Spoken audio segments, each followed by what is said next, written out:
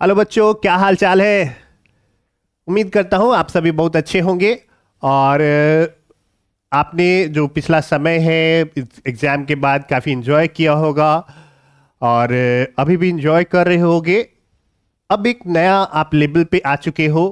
जो भी है क्लास 10th में, ये हमारे लाइफ में एक इम्पॉर्टेंट फेज होता है हर एक बच्चे के लाइफ में। यहाँ से आपका जो अभी तक आपने जो पढ़ा है ना, चूंकि वो उसका आपको कोई कहीं पे भी पूछा नहीं जाता कि आपने क्या किया परफॉर्म, है ना। एक्चुअल में आके आपको 10th में ही आपको जज किया जाएगा कि आपने अभी तक क्या पढ़ा है ना। और उसी के बेसिस पे आपका जो होल एक तरह समझिए पूरी लाइफ जो है आपको उसके आधार पे जज किया जाता है। तो कहीं ना कहीं आपके लिए ये बहुत ही इंपॉर्टेंट फेज होने वाला है क्लास 10। तो उम्मीद करता हूँ कि आप सभी जो है अच्छे से यहाँ पे ध्यान देंगे और अच्छे से अच्छे तैयारी करेंगे अपने इस फेज का। और हमारा जो इस हेल्प में हमारा आपका जो हेल्प रहने वाला है वो ये कि हम लोग लगातार प्रयास करेंगे कि आपको ज़्यादा से ज़्यादा इसमें आपको बेहतर बनने में सहयोग दे सकें। तो इसी क्रम में हम लोग आज लेके आए हैं जो पहला चैप्टर है रियल नंबर उसको। और हमने इससे पहले सिलेबस के बारे में डिस्कशन किया था और उसमें देखा था कि क्या क्या चीज़ हम लोग को पढ़ना है। और आज के इस वीडियो में हम लोग जो पहला चैप्टर है रियल नंबर्स उसको शुरू करते हैं। तो फटाफट से आप लोग में से जितने भी लोग अभी तक सब्सक्राइब नहीं किए हैं वो लोग सब्सक्राइब कर लीजिएगा इस चैनल को, और जो बेल आइकन भी प्रेस कर लीजिएगा ताकि आपको हमारे नोटिफिकेशंस जो है वो भी मिलते रहे। तो चलिए शुरू करते हैं और देखते हैं रियल नंबर के बारे में क्या क्या पढ़ना है। एक बार हम लोग एक क्विक रिव्यू देख लेते हैं कि आखिर हम लोग को आज क्या क्या पढ़ना है। तो आज हम लोग को पढ़ना है, देखिए हम लोग एक ओवरव्यू लेने वाले हैं नंबर के बारे में कि नंबर होता कितने प्रकार का है। एक फ्लो चार्ट के द्वारा हम लोग देखेंगे, यूक्लिड डिवीजन लेमा भी देखेंगे। हालांकि इससे रिलेटेड प्रॉब्लम जो है सिलेबस से हटा दिया गया है, सिर्फ आपके टेक्स्ट बुक में इसका जो स्टेटमेंट है वही दिया गया है। तो अच्छी बात है।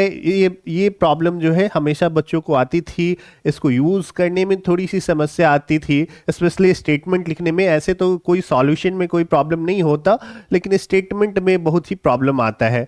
तो चलिए अच्छी बात है कि यूक्लिड डिवीजन लेमा जो है उतना ज़्यादा इसमें डिटेल में आपको पढ़ना नहीं है ना।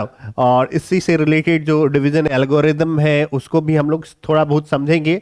उसके बेसिस पे एचसीएफ एलसीएम निकालना भी आपको पढ़ना पड़ता था, तो थोड़ा सा इसका आइडिया आपको लेना है।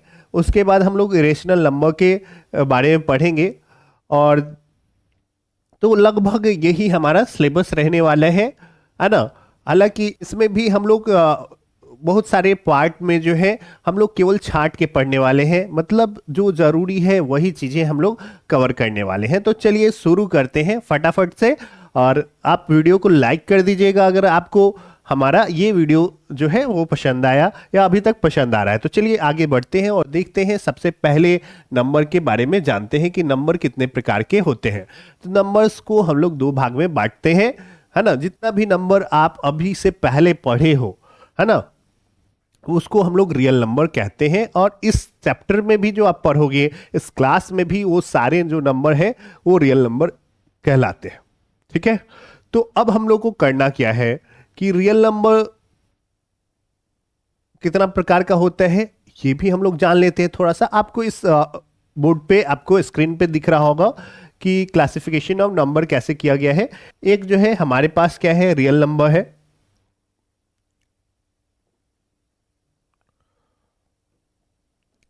एक साइड क्या है, नंबर को दो पार्ट में बांटा गया है, एक है रियल नंबर, दूसरा है कॉम्प्लेक्स नंबर।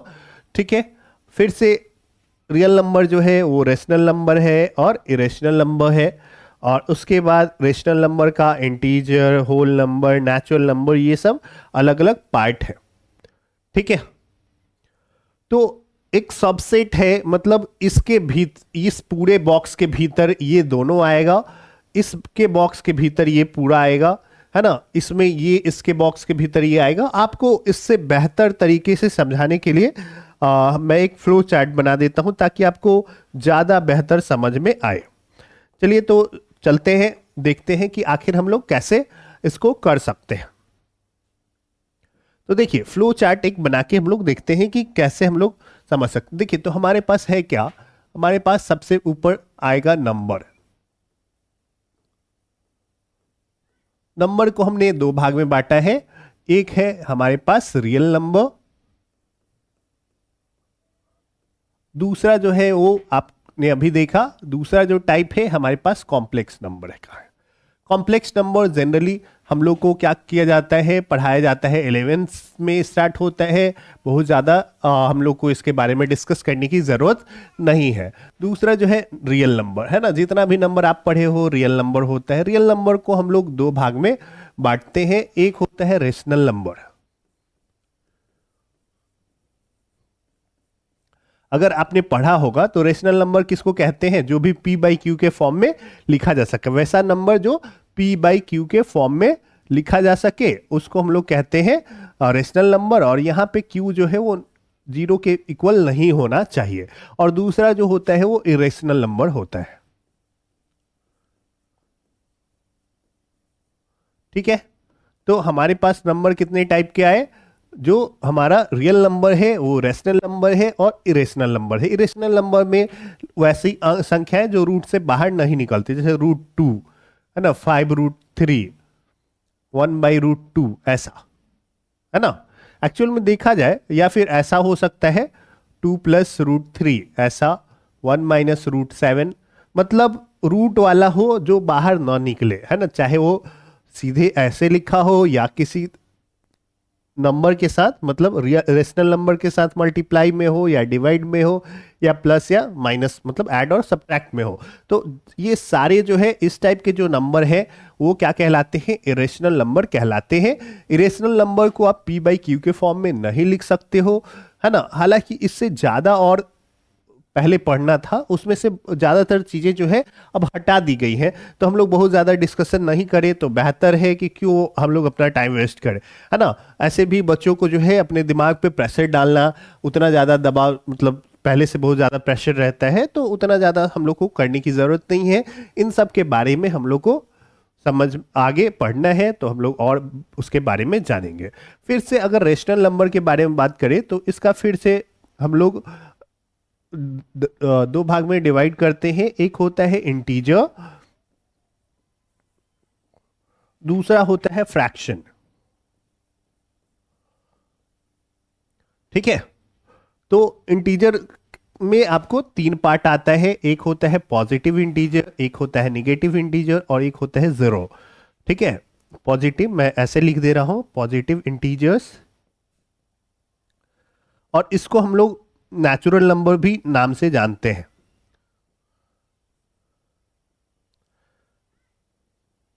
ठीक है, क्या करते हैं, नेचुरल नंबर्स के नाम से भी जानते हैं किसको, पॉजिटिव इंटीजर्स को। नेचुरल नंबर किसको कहते हैं, all the counting numbers are called natural numbers, 1 2 3 4 ऐसे करके इनफाइनाइट तक ये सब क्या है, नेचुरल नंबर है। दूसरा जो है ये जीरो है, ना ही ये पॉजिटिव में आता है ना ही निगेटिव आता है। तीसरा जो पार्ट है इसका निगेटिव इंटीजर्स है। तो निगेटिव इंटीजर्स में कौन कौन आते हैं, तो जितने भी ये नेचुरल नंबर है उसे में माइनस लगा दीजिए, है ना, -1 -2 -3 ऐसे करके अप टू -इन्फिनिटी तक जो है ये क्या है, नेगेटिव इंटीजर है। इन दोनों को मिला के हम लोग जीरो और नेचुरल नंबर को मिला के हम लोग एक नाम देते हैं होल नंबर, है ना, होल नंबर कहा जाता है ना। All the counting number together with zero, है ना, जीरो को मिला दें अगर हम लोग नेचुरल नंबर के साथ तो ये होल नंबर, ये सेट पूरा कहलाएगा। फ्रैक्शन की अगर बात करें तो p बाई क्यू फॉर्म में जनरली होगा। देखिए यहाँ पे रेशनल नंबर जो है ना, जैसे 1/2 हो गया, ये भी रेशनल नंबर है, और 3 केवल ऐसे लिखा हो ये भी रेशनल नंबर है, क्योंकि यहाँ पे नीचे क्या है, 1 छुपा हुआ रहता है। ठीक है, तो जितना भी इंटीजर है ना वो भी रेशनल नंबर है, केवल फ्रैक्शन जैसा लिखे होने से ही नहीं होता, है ना। अगर ऐसा भी लिखा है, इंटीजर लिखा हुआ है, तो ये भी क्या है, इस टाइप का ये वाला भी क्या है हमारा, ये रेशनल नंबर है, ये आपको ध्यान में रखना है। रेशनल नंबर, देखिए रेशनल नंबर के नीचे जितना भी है ना इसका टाइप, वो सारा का सारा रेशनल नंबर होगा। रियल नंबर के नीचे जितना भी है वो सारा रियल नंबर है ना। तो फ्लो चार्ट को हम लोग ऐसे समझते हैं। ठीक है, फ्रैक्शन में अगर आप देखें तो हमारे पास इसमें अगर पॉजिटिव निगेटिव भी होता है, लेकिन हम लोग उसको पॉजिटिव निगेटिव नहीं देखे, हमारे पास क्या होता है, एक मिनट, हमारे पास एक आ जाएगा सिंपल फ्रैक्शन आएगा, है ना। सिंपल फ्रैक्शन कैसा होता है, तो जो आप देखते हो वो सिंपल फ्रैक्शन है इस टाइप का, और एक डेसिमल फ्रैक्शन भी होता है। तो आपको ये जो है ना, ये चीज अच्छे से आना चाहिए, है ना। आपके दिमाग में आप एक बार अगर ध्यान से बिठा लोगे, अरे डेसिमल फ्रैक्शन किसको कहेंगे, सिंपल फ्रैक्शन तो आपको पता है, सिंपल फ्रैक्शन कैसा होगा, तो 1/4, 2/9 लाइक दिस, है ना। ये सब टाइप जो हुआ ये इसका एग्जाम्पल हुआ, है कि नहीं। डेसिमल फ्रैक्शन में क्या होता है कि नीचे 10 या 10 का कोई पावर रहेगा या फिर पॉइंट में लिखा रहेगा, लाइक ऐसा, जैसे 0.525 ऐसा, या 1.7, है ना, या 2/100, है ना। 10 या 10 का कोई पावर, 100,000, है ना, 10,000, लाइक ऐसा कुछ भी रहे, तो ये डेसिमल फ्रैक्शन कहलाता है। सिंपल फ्रैक्शन को अगर देखें तो और भी हमारा होता है। सिंपल फ्रैक्शन को अगर हम लोग कन्वर्ट करना चाहें तो हमारे पास क्या क्या आएगा, तो सिंपल फ्रैक्शन के बाद हमारे पास यहाँ पे इसका 3 टाइप होता है। एक होता है प्रॉपर फ्रैक्शन, है ना। बस रिकॉल कराने के लिए मैं ये बता दे रहा हूं, क्योंकि ये सब चीजें जो है थ्रू आउट पूरी लाइफ जो है जरूरी पड़ती है ना, ये आपको पता होना चाहिए। प्रॉपर एक होता है इम्प्रॉपर फ्रैक्शन, और तीसरा जो होता है वो होता है मिक्स्ड फ्रैक्शन, ठीक है। तो ये सारी चीजें आपको पता होनी चाहिए, ठीक है। प्रॉपर फ्रैक्शन जब ऊपर वाला छोटा हो, जैसे 3/4, है ना, ऊपर वाला क्या है, 3 जो है वो 4 से छोटा है, न्यूमरेटर जो है वो डिनोमिनेटर से छोटा है, तो इसको बोलेंगे प्रॉपर। अगर इसी को हम लोग ऐसे लिख दे 4/3, तो ये हो गया इम्प्रॉपर। और मिक्स्ड होता है जैसे 2 होल 1/6, लाइक ऐसा, है ना। तो इस टाइप का आप देख सक पा रहे होगे कि ऐसे ऐसे नंबर का जो है वो क्लासिफिकेशन किया गया है। आप ध्यान से इसको कर लें, नोट डाउन कर लें। ऐसे हम लोग जो है, आप हमारे टेलीग्राम चैनल पे भी आप चाहो तो ये ले सकते हो, या व्हाट्सएप पे भी आप को अवेलेबल करा दिया जाएगा, आपको मैसेज करना होगा। बाकी जो है डिस्क्रिप्शन में लिंक दिया रहेगा, आप वहां से जाके इसका पीडीएफ या जो भी है वो डाउनलोड कर सकते हो, ठीक है। हमारा ये प्रयास रहेगा कि आपको कम से कम मेहनत में ज़्यादा से ज़्यादा बेहतर रिजल्ट दिलवा पाना, यही हमारा पूरा प्रयास है। तो चलिए शुरू करते हैं, आगे बढ़ते हैं और देखते हैं कि हमारा जो नंबर का क्लासिफिकेशन है उसके बाद हम लोगों को क्या करना है। तो इसमें आपको ध्यान देना है ना, रेशनल को इरेशनल को पहचानना आना चाहिए। ऐसे आगे हम लोग जब उसको पढ़ेंगे थोड़ा बहुत, तो और भी चीज़ें और बेहतर क्लियर होती चली जाएंगी। आपको बार बार मैं ये बताना चाहूँगा कि ये जितना भी है आपको फ्लो चार्ट समझने आना चाहिए, है ना। जैसे रियल नंबर क्या हुआ, तो ये सारा रियल नंबर का ही पार्ट है। इवन ये वाला जो है हमने यहाँ से लिया है सिंपल फ्रैक्शन का, ये भी क्लासिफिकेशन, मतलब यहाँ जो भी लिखा गया है ना, कॉम्प्लेक्स नंबर आपको पढ़ना ही नहीं है, ठीक है। तो चलिए शुरू करते हैं, आगे बढ़ते हैं कि हमारा आगे क्या क्या सिलेबस में पढ़ना है। तो अगला है, देखिए कुछ डेफिनेशन है, क्योंकि हमारे पास टाइम है तो हम लोग देख लेते हैं फटाफट से कि डेफिनेशन क्या होता है। तो एक है rational number, any number that can be written as a fraction of two integers is a rational number where denominator is not equal to 0, है ना। कोई भी जो p by q के फॉर्म में लिखा जा सके और q का वैल्यू क्या होना चाहिए, 0 के बराबर नहीं होना चाहिए, तो इसको हम लोग क्या कहते हैं, रेशनल नंबर कहते हैं, है ना। क्योंकि जैसे ही q होता है ये डिवीजन एल्गोरिदम को फॉलो नहीं करेगा, या जैसे 5/0 है ना, ये क्या कहलाता है, ये अनडिफाइंड हो जाता है, या कई बार लोग इन्फिनिटी कह देते हैं, है ना। इन्फिनिटी भी हो सकता है अगर ये 0 के लगभग करीब हो तो, है ना। तो ये क्या हो जाता है, ये हमारा जो है अनडिफाइंड हो जाता है।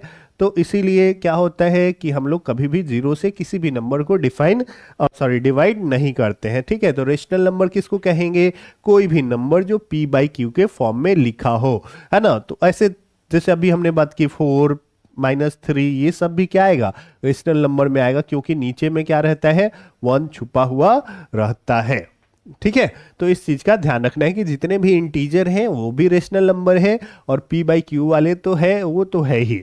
ठीक है, और पी बाई क्यू में क्या होना चाहिए, रूट टू वाला नहीं होना। जैसे 1/√2 बोला तो ये रेशनल नंबर नहीं है, ये इरेशनल नंबर है। तो इस चीज का भी आपको ध्यान रखना है। रेशनल नंबर का एक जो डेफिनेशन होता है वो होता है कि रेशनल नंबर को जब आप पॉइंट में कन्वर्ट करते हो ना, तो वो आपको या तो टर्मिनेटिंग आएगा या फिर नॉन टर्मिनेटिंग और रिपीटिंग आएगा। मतलब क्या है, तो इसको भी हम लोग समझ लेते हैं।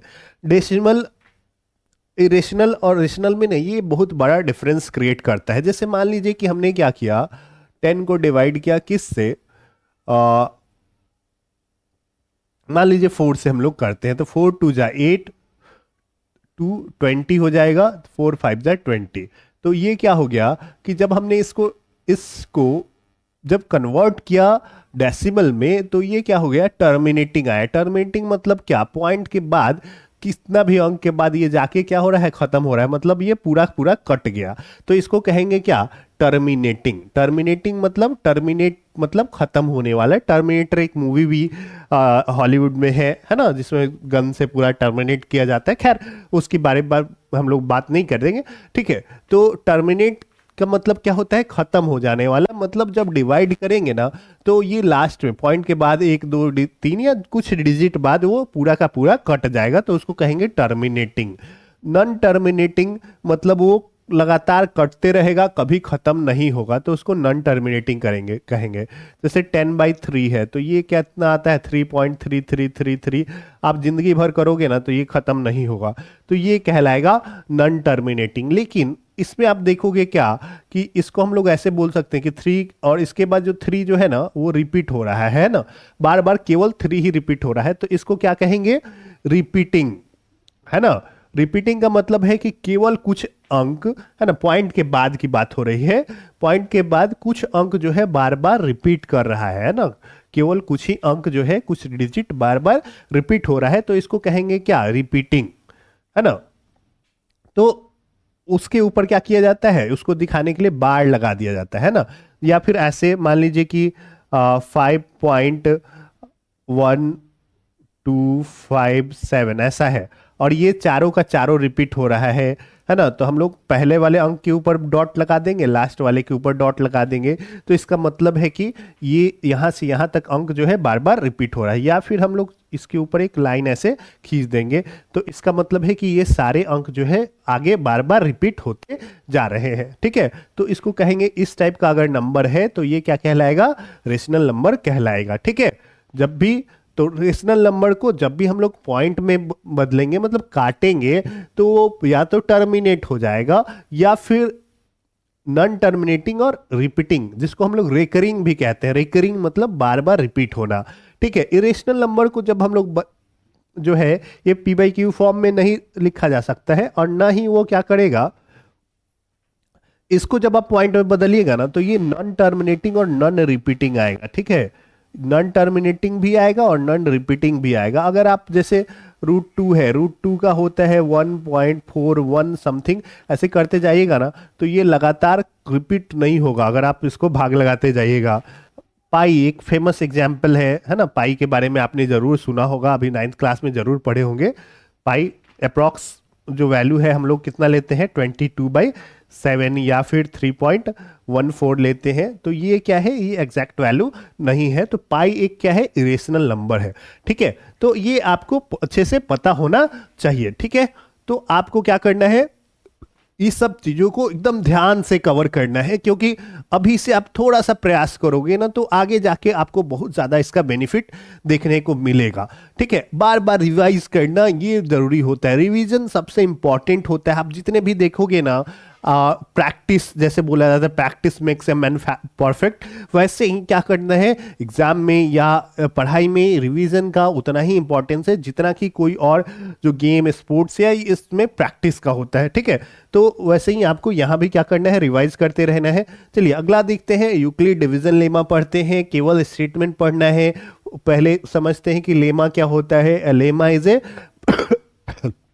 Sorry, a lemma is a proven statement used for proving another statement. ऐसा कोई स्टेटमेंट, ऐसी कोई बात जो पहले से ये साबित हो कि वो सही है, और उसका इस्तेमाल करके हम लोग कोई और बात को सही साबित कर पाए तो उसको हम लोग कहते हैं, वैसे स्टेटमेंट को लेमा कहते हैं। जैसे मान लीजिए कि हमने कहा क्या कि ए बी से बड़ा है और ए जो है वो क्या है, सॉरी, बी जो है वो सी से बड़ा है ना, ऐसा। तो यहां पे हम लोग ये कंक्लूजन निकाल सकते हैं कि ये ऑर्डर जो होगा कुछ ऐसा होगा, है ना। अगर या इसको छोड़िए, मैं दूसरा कुछ एग्जांपल लेता हूं, है ना। अगर मान लीजिए कि ये जो है ये स्टिक इस स्टिक के बराबर है, मान लीजिए हमने इसको ए नाम दिया, स्टिक ए स्टिक बी के बराबर है और स्टिक बी जो है स्टिक सी के बराबर है, तो इसका मतलब ये होगा कि ये तीनों आपस में बराबर होंगे, है ना। तो ये जो है अब ये लॉजिकली समझा जा सकता है कि नहीं। तो आप ऐसा कर सकते हो, अगर दो अलग अलग चीजें अगर किसी तीसरे चीज के बराबर, एक चीज के बराबर हो तो वो तीनों आपस में बराबर होंगी, तो इसी को हम लोग क्या कहेंगे, लेमा कहेंगे, है ना। और इसका यूज करके हम लोग क्या करते हैं, अगर कोई स्टेटमेंट आगे दूसरा हम लोग प्रूफ कर सकते हैं। तो आपको समझ में आ गया होगा कि लेमा क्या है ना।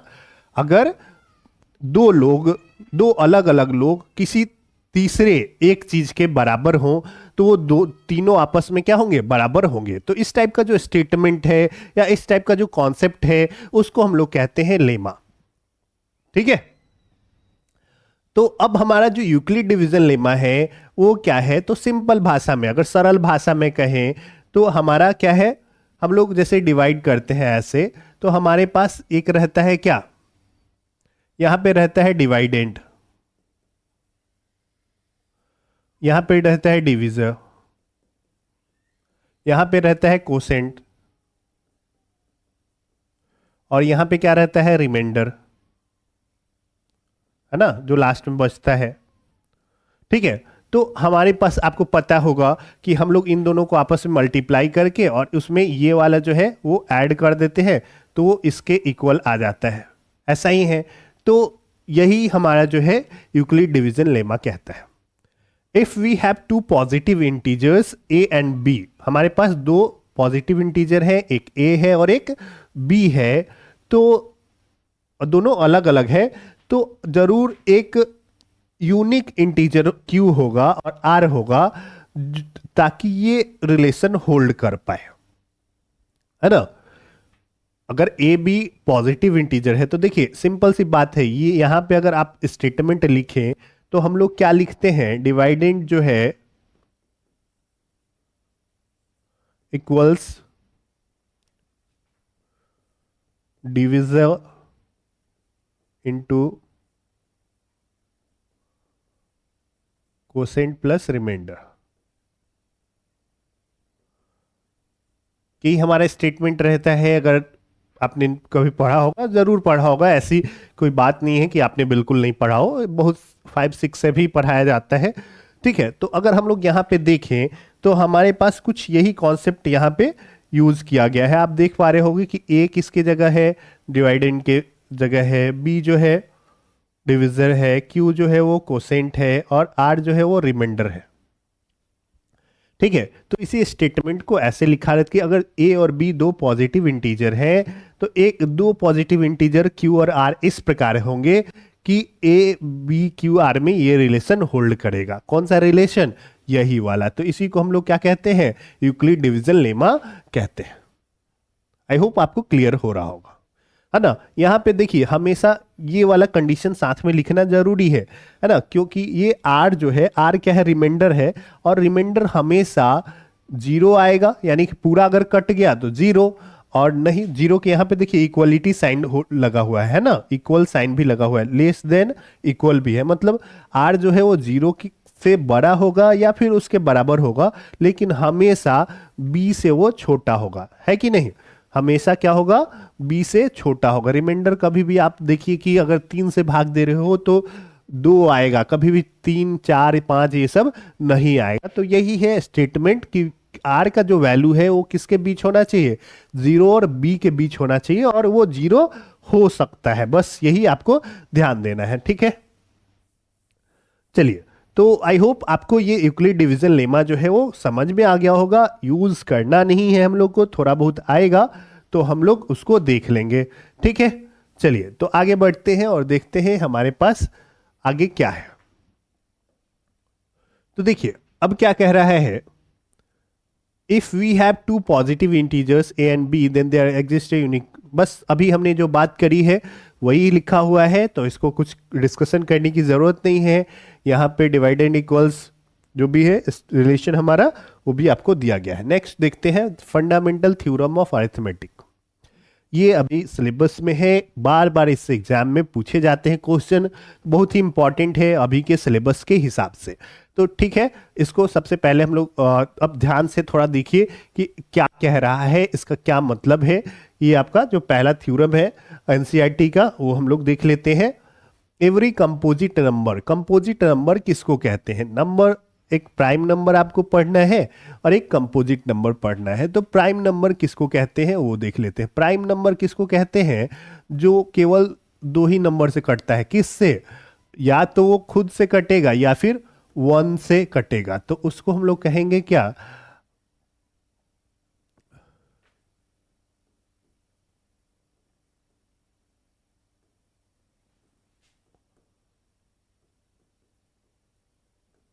ठीक है, क्या है जो प्राइम नंबर किसको कहते हैं? आप डेफिनेशन के हिसाब से अगर जाओ है ना, तो उसमें क्या होगा? A number which has only two factors, one and the number itself is called a prime number। एक कई तरीके से डेफिनेशन दे सकते हैं, है ना। A number which is divisible by one and itself only is called a prime number, ऐसे भी डिफाइन कर सकते हो। तो हम लोग को समझना ज़्यादा ज़रूरी है ना। अल्टीमेटली हम लोग उसका जो भी पढ़ रहे हैं उसको यूटिलाइज कर पाते हैं कि नहीं, ये ज़्यादा ज़रूरी होता है ना।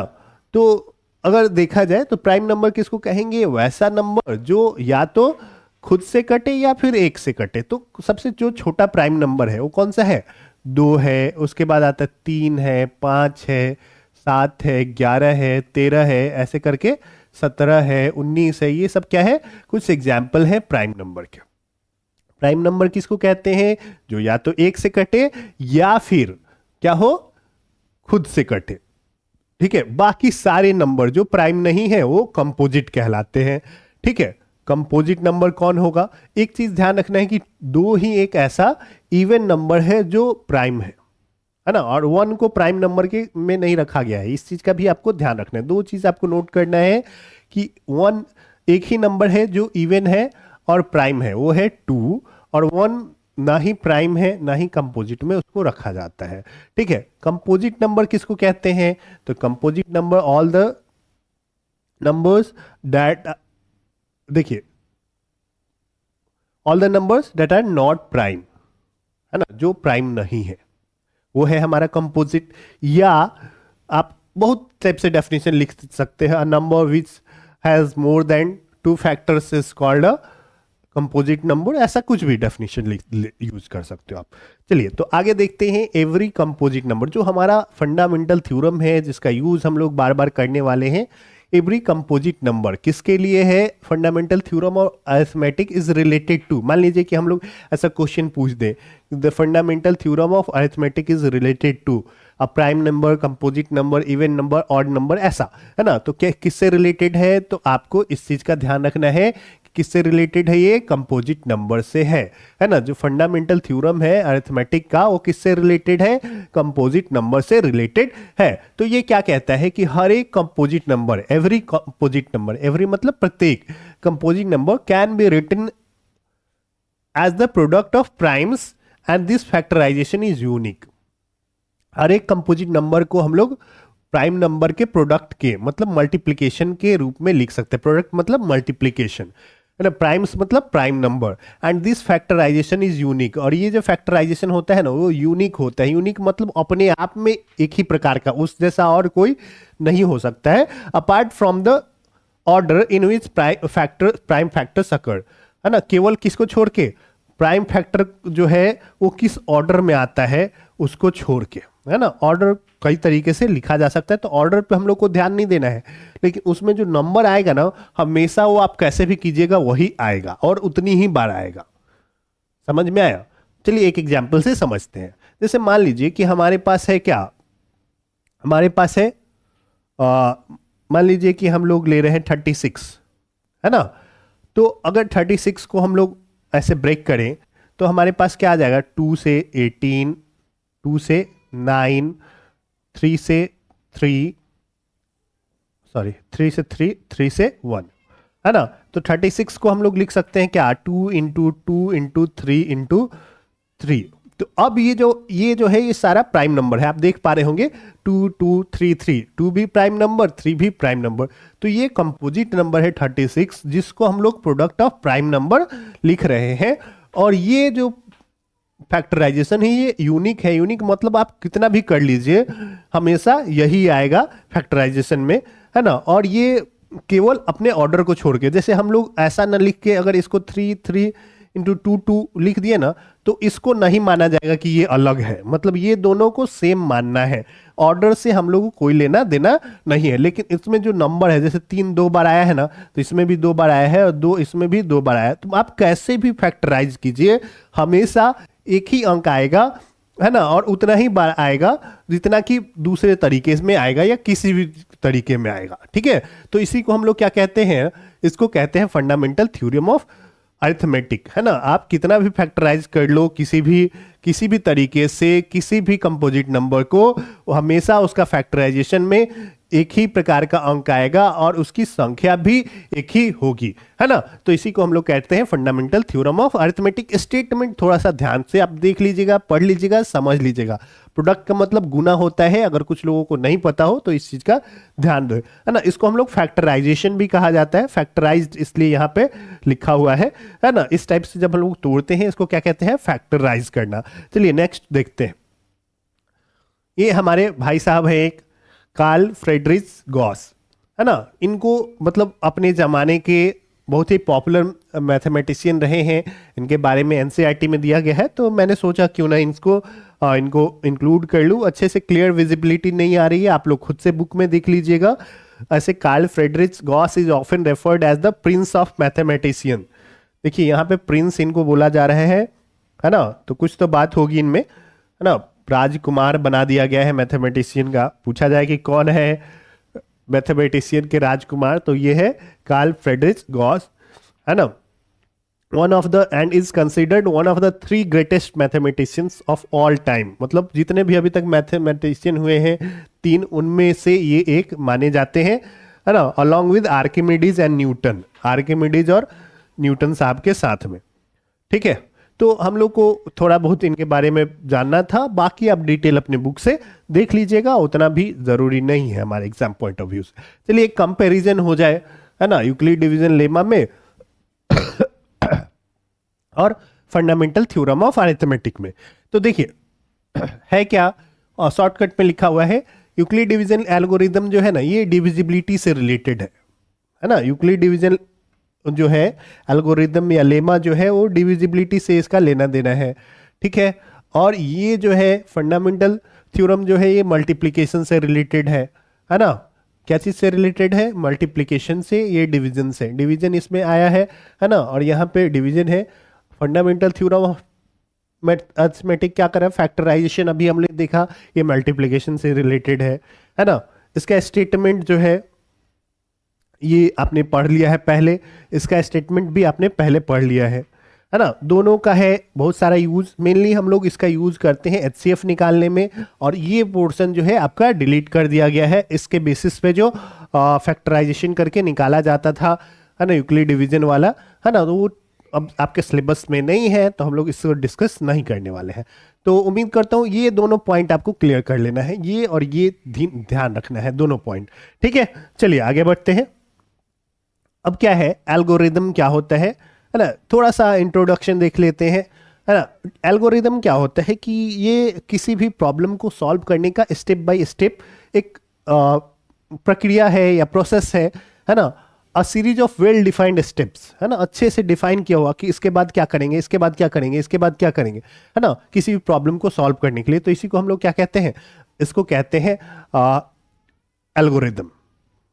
ठीक है, ये स्पेशली कंप्यूटर में ना बहुत ज़्यादा यूज होता है। जब आप कंप्यूटर ये सब पढ़ते हो ना, तो किसी प्रॉब्लम को, जैसे आपने क्या किया कि 2 नंबर को हमको ऐड करके क्या करना है, सम उसका प्रिंट करना है कंप्यूटर पे। तो हम लोग क्या करेंगे, हम लोग पहले दो वेरिएबल लेंगे, एक ए एक बी, और एक वेरिएबल एस बनाएंगे, जिसमें हम लोग क्या करेंगे, इसको इन दोनों को ऐड करके रखेंगे, है ना। तो तीन वेरिएबल हम लोग कंप्यूटर में बना लेंगे अगर आप प्रोग्रामिंग कर रहे हो तो। और एस को क्या करेंगे, पहले मैसेज देंगे कि दो नंबर को इंटर करें, है ना, यूजर को, वो इंटर कर देगा। तो अब अंदर ही क्या करेंगे, S equals a plus B कर लेंगे, और उसके बाद क्या करेंगे, डिस्प्ले कर देंगे एस को, है ना।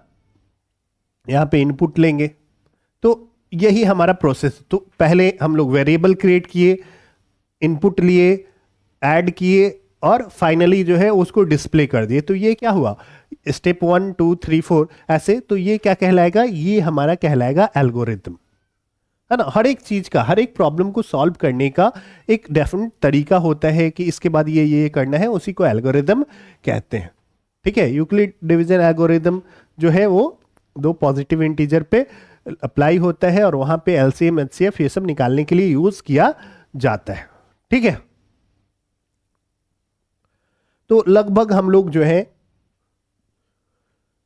कॉन्सेप्ट समझ चुके हैं। अब समझते हैं एलसीएम एचसीएफ कैसे निकालते हैं क्विकली, है ना। बहुत सारे तरीके हैं, आपने जनरल तरीका जो है पहले पढ़ा है ना। एक नया तरीका भी फैक्टराइजेशन वाला हम लोग इसमें पढ़ेंगे, और हो सकता है कि पहले भी आपने पढ़ा हो, है ना।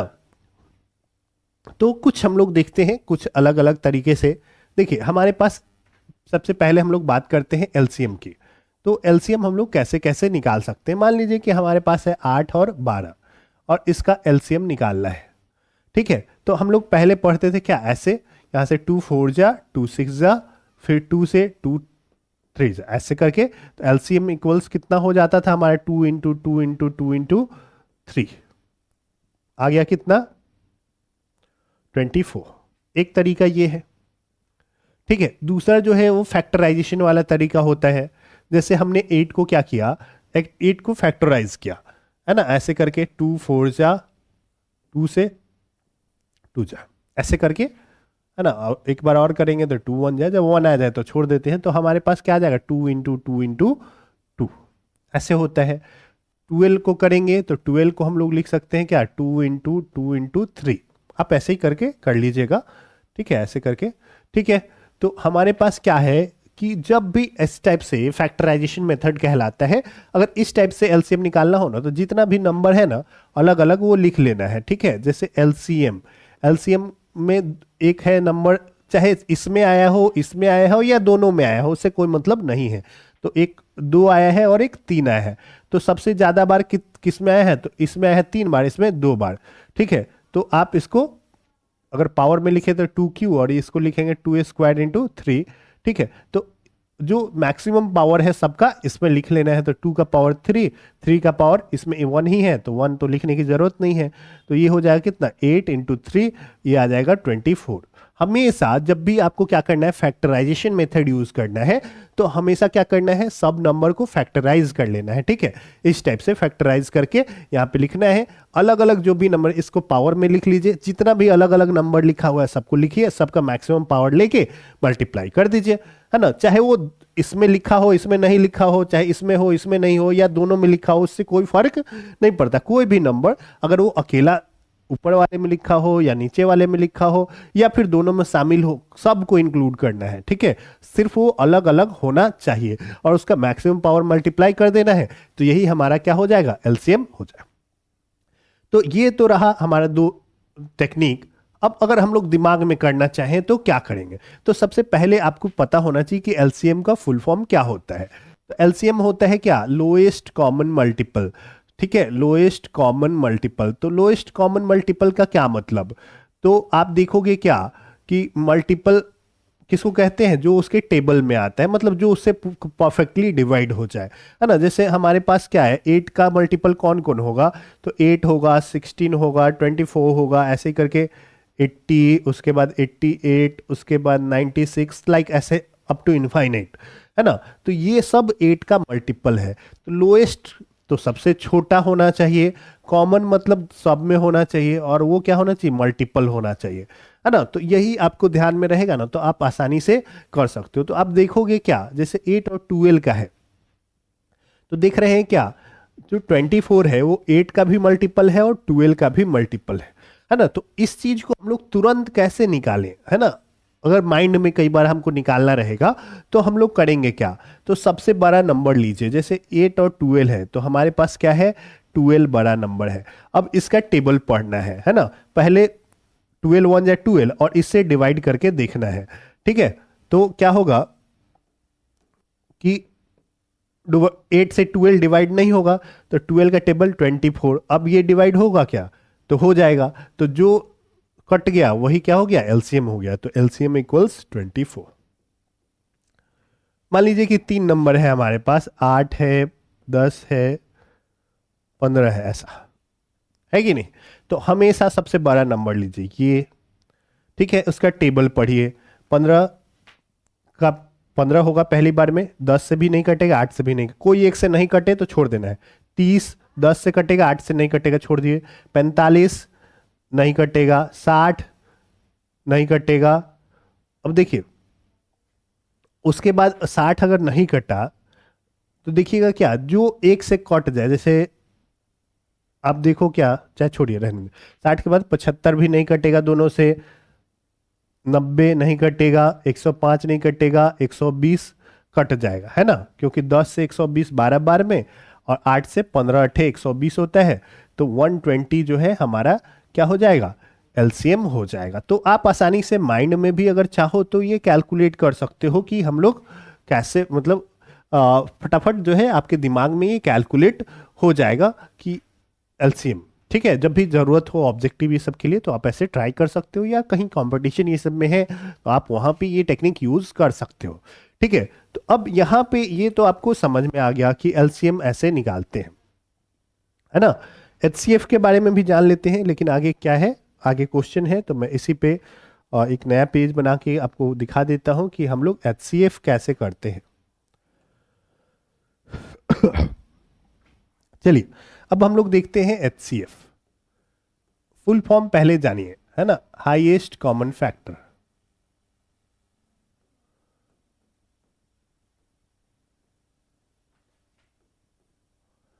ठीक है, तो हाईएस्ट कॉमन फैक्टर, हाईएस्ट मतलब सबसे बड़ा होना चाहिए, कॉमन जो दोनों में शामिल हो, और वो फैक्टर होना चाहिए।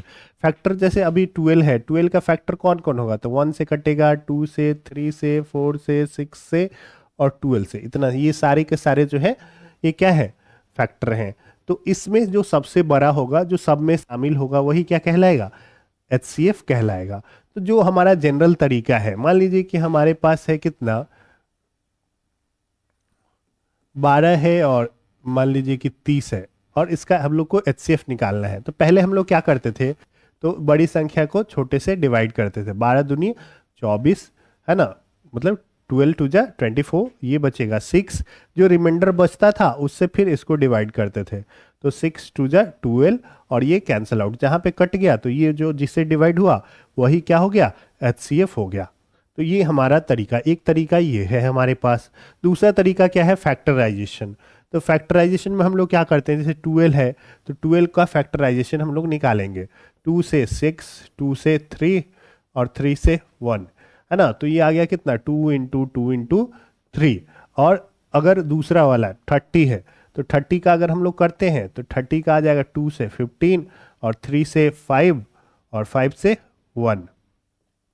तो ये हो गया कितना, 30 इक्वल्स हो जाएगा 2 इंटू 3 इंटू 5, है ना। तो इसमें क्या करते हैं, जब फैक्टराइजेशन मेथड यूज करते हैं ना, तो कौन कौन सा मैच कर रहा है, जैसे ये मैच कर रहा है और एक 3 मैच कर रहा है, तो जो जो मैच कर रहा है ना उसी को लेके मल्टीप्लाई कर देना है, तो 2 इंटू 3 ये आ गया 6, ठीक है। तो इस टाइप से आप एचसीएफ फैक्टराइजेशन मेथड से निकालोगे। कई बार क्वेश्चन जो है ना इस प्रकार से पूछेगा कि एक पी नंबर है और ये है ए स्क्वायर बी सी है, और एक नंबर है क्यू और ये है ए बी सी स्क्वायर, है ना। तो वो बताइए कि पी और क्यू का एचसीएफ क्या होगा।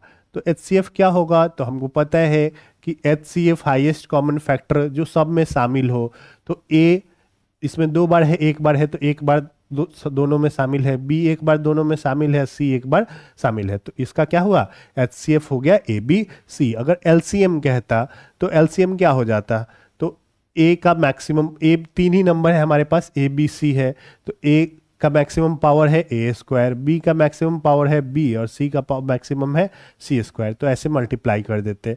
ठीक है, तो LCM में हम लोग मैक्सिमम पावर जितना भी अलग अलग नंबर है उसका मल्टीप्लाई कर देते हैं, और HCF में जो सब में शामिल है उसको मल्टीप्लाई कर देते हैं। कई बार ऐसे ऑब्जेक्टिव में क्वेश्चन पूछे जाते हैं, तो आपको घबराना नहीं है उस सिचुएशन में, है ना। इतना सा प्रैक्टिस कर लोगे तो आप आसानी से चीज़ों को कर पाओगे। तो उम्मीद करता हूँ कि आपको ये समझ में आ गया होगा। एक और टेक्निक जो क्विकली सॉल्व करने के लिए आपको चाहिए, जैसे इसी क्वेश्चन को हम लोग करते हैं 12 और 30 का, हम लोग क्या करेंगे, HCF माइंड में हम लोग कैलकुलेट करेंगे। तो सबसे पहले इसको माइंड में आप कैलकुलेट कीजिए, इसका फैक्टर क्या है, 1 2 3 4 6 और 12। इसका जो हाईएस्ट साइड से इधर से नंबर लीजिए और इसको डिवाइड करके देखिए। 12 से 30 नहीं कटेगा, 6 से 30 क्या हो जाएगा, कट जाएगा, तो जिससे इधर से आते समय जिससे कट जाए वही HCF है, तो HCF इज इक्वल टू क्या, 6। अगर बहुत सारा नंबर हो, मतलब 2 से ज़्यादा हो, तो सबसे छोटा नंबर का फैक्टराइजेशन करेंगे और उसके बड़े साइड से बाकी सब को डिवाइड करेंगे, सब कटना चाहिए तभी वो HCF कहलाएगा, नहीं तो नहीं कहलाएगा। समझ में आया? तो उम्मीद करता हूँ आपको समझ में आ रहा होगा। अगर आपको कोई भी समस्या आ रही है आप हमें कमेंट पे कर सकते हैं, या चैट, जैसा भी सिचुएशन हो आप वैसे आप हमसे पहुंच सकते हैं, मैसेज कर सकते हैं हमें, ताकि हम लोग आपको और हेल्प कर पाए। तो चलिए अब आगे बढ़ते हैं, और मैं समझता हूं कि आपने ये चीज़ें जो है वो कवर कर ली होंगी, समझ में आ गया होगा। चलिए आगे बढ़ते हैं। Express each number as a product of its prime factors, NCERT का क्वेश्चन सब है, उसको देख लेते हैं। हमको क्या करना है, इसको प्राइम फैक्टर के रूप में एक्सप्रेस करना है। ठीक है, तो हम लोग करेंगे क्या, जैसे 140 है हमारा पहला जो क्वेश्चन है वो है 140। सॉल्यूशन क्या होगा, रिजॉल्विंग 140 इंटू प्राइम फैक्टर्स।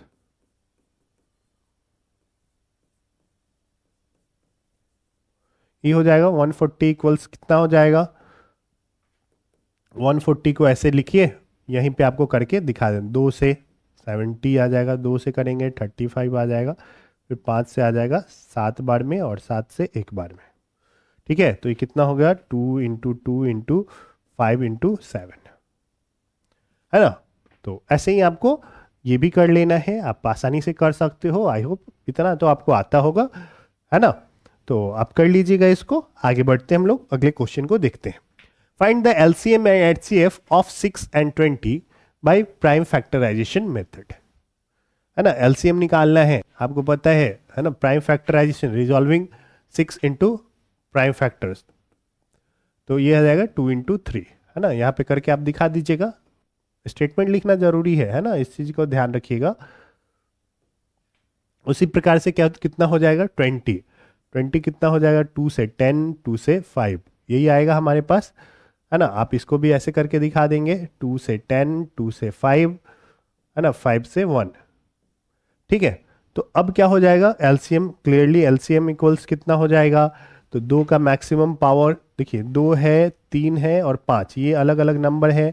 2 का मैक्सिमम पावर कितना है, 2 है, और 3 का मैक्सिमम पावर 1 ही है, 5 का भी 1 है, तो ये हो जाएगा 4 इंटू 3 इंटू 5, और ये आ जाएगा कितना, 60 LCM आ जाएगा। ठीक है, अगर HCF निकालें हम लोग, तो HCF मतलब क्या, तो सारे में जो शामिल है वही हमारा HCF है, तो एक बार केवल 2 जो है हमारा शामिल है, ऐसे घेरना नहीं है, तो ये क्या हो जाएगा, 2 ही हमारा HCF हो जाएगा। तो यही हमारा सॉल्यूशन हो गया।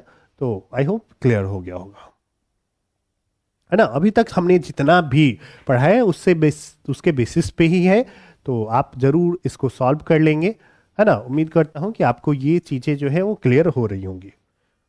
चलिए नेक्स्ट क्वेश्चन देखते हैं। Find HCF of 96 and 404 by prime factorisation method and hence find their LCM। देखिए इस क्वेश्चन में हम लोग को क्या करना है, इन दोनों का HCF प्राइम फैक्टराइजेशन से निकालना है और उसका LCM भी निकालना है। फॉर्मूला हम लोग एक देखे हैं पीछे, HCF LCM into HCF is equal to product of numbers. और ये जो फॉर्मूला है ना, केवल दो ही नंबर पे वैलिड है ना, दो ही नंबर के लिए वैलिड है। तो इस चीज़ का भी आपको ध्यान रखना है ना। आप दो से ज़्यादा नंबर के लिए ट्राई नहीं कर सकते हो, है ना। LCM और HCF को मल्टीप्लाई करेंगे ना तो हमेशा नंबर के प्रोडक्ट के बराबर आएगा। सॉल्यूशन हमारा क्या होगा, तो अगर हम लोग क्या करेंगे, रिजॉल्व करेंगे, है ना। 96 into prime factors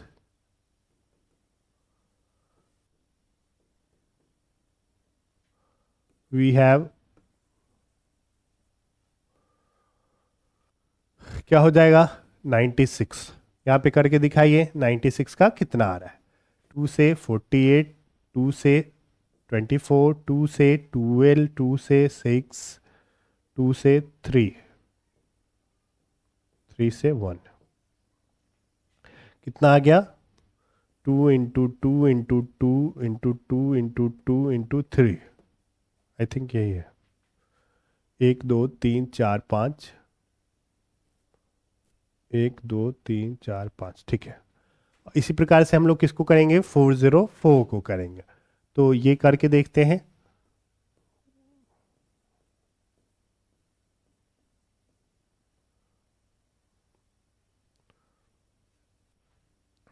one 101, I think ये प्राइम नंबर है, ठीक है। तो अब इसको ब्रेक कर लेते हैं। 404, ये आ जाएगा 2 into 2 into 101,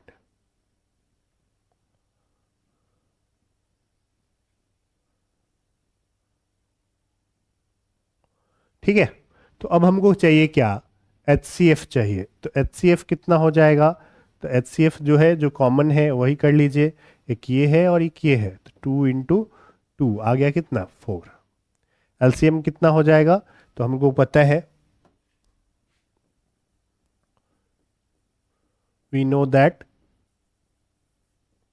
LCM into HCF is equal to product of numbers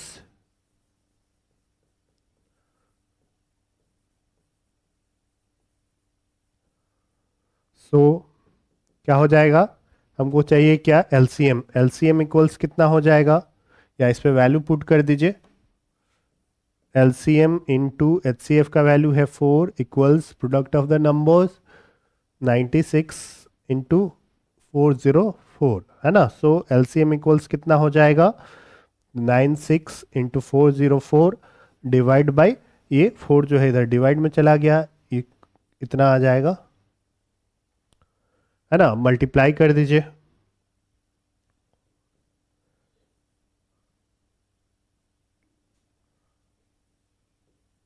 ये आ जाएगा, यही आंसर हो गया।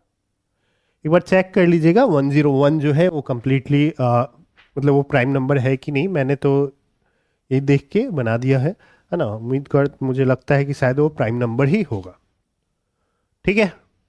तो चलिए आगे बढ़ते हैं, नेक्स्ट क्वेश्चन, है ना। समझ में आ गया होगा आपको, है ना। अभी से आप प्रैक्टिस करोगे, थोड़ा सा कुछ क्वेश्चन अपने से ट्राई करके आप, या जो भी बताया जा रहा है उसको आप खुद से एक बार जरूर ट्राई कीजिएगा, तभी जाके आपको और चीज़ें क्लियर होंगी। आगे बढ़ते हैं। Find the HCF and LCM of 672 and 120 using the prime factorisation method.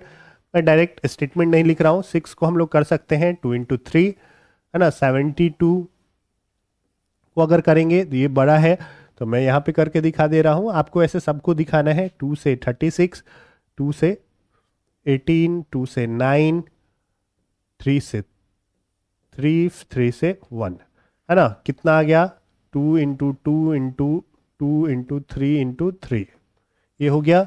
उसके बाद कितना है, 120 है। 120 को अगर करें तो कितना आएगा, इधर करके देखते हैं हम लोग 120 को। 2 से 60, 2 से 30, 2 से 15, 2 से 3 से 5, 5 से 1। ठीक है, तो आ गया कितना, 2 × 2 × 2 × 3 × 5, यही है। तो अब हम लोग को करना क्या है, एलसीएम निकालना है। आपको पता है कि अलग अलग नंबर जितने भी हैं, जैसे 2 है, 3 है, 2 लिखा, फिर 3 लिखा और उसके बाद 5 लिखा, इसका मैक्सिमम पावर लेना है। 2 इसमें एक बार है, 3 बार है, इसमें भी 3 बार है, तो 3 लिखेंगे पावर में। 3 मैक्सिमम कितनी बार है, तो 2 बार है। 5 एक बार है। ये हो गया 2 दूनी 4 दूनी 8, ये हो गया 9 और ये हो गया 5, ये आ गया 360, है ना। HCF देखिए, यहाँ पे मल्टीप्लाई करने का भी एक तरीका है। जैसे इसको इसको पहले मल्टीप्लाई करेंगे ना, 8 5 जा 40, है ना, और उसके बाद 9 से करेंगे, है ना, तो ये इजी रहेगा, है ना। इस चीज़ का आपको थोड़ा बहुत दिमाग लगाना होगा कि कहाँ पे किनको किनको हम साथ में मल्टीप्लाई करें कि हमारा मल्टीप्लिकेशन जो हो ईजी हो जाए। HCF आपको पता है जो सब में शामिल हो, तो 2 एक बार सब में शामिल है, 3 जो है वो सब में है क्या, 3 भी एक बार दोनों में शामिल है। ठीक है, तो यही हमारा क्या हो गया, 2 × 3 जो है यही हमारा HCF हो गया, तो यही हमारा आंसर हो गया।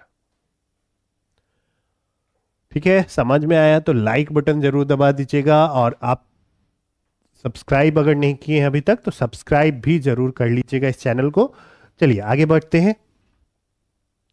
नेक्स्ट क्वेश्चन क्या है, find the LCM and HCF of this and verify that LCM into HCF equals product of two numbers.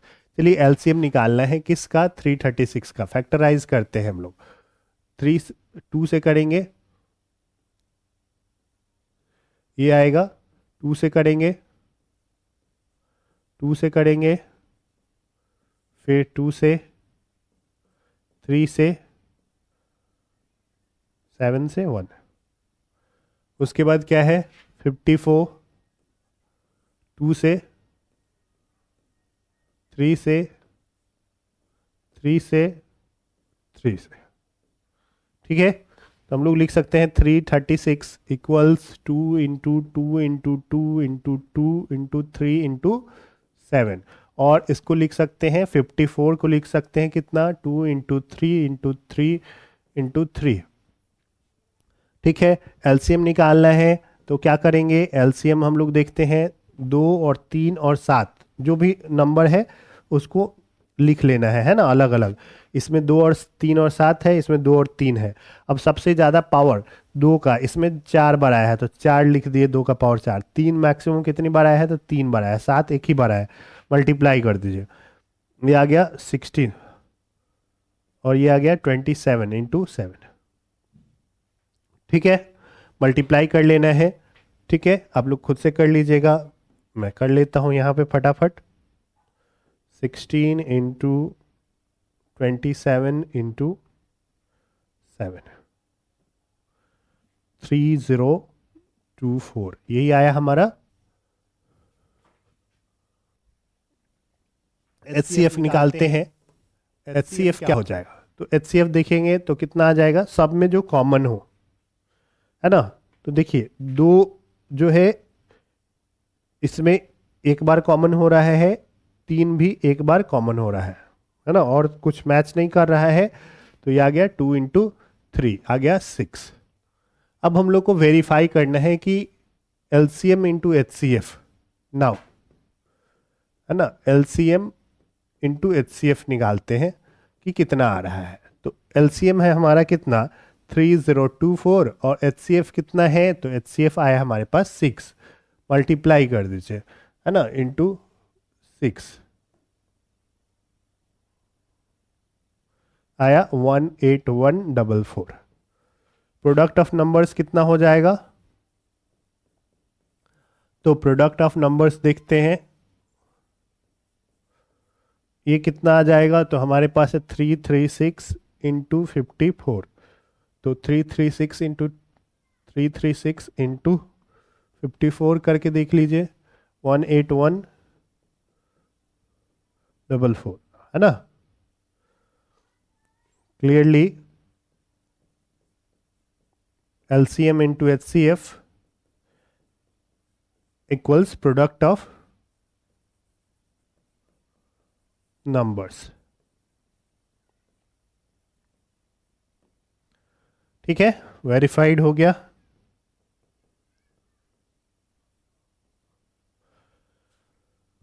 चलिए बताइए, समझ में आ गया?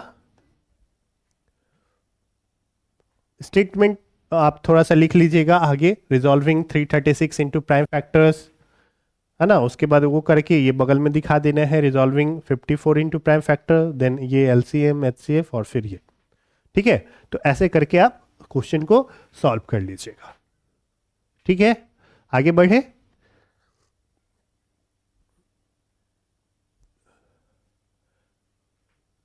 Given that HCF this equals 9, find LCM। देखिए, हम लोग को नंबर तो दिया ही है ना।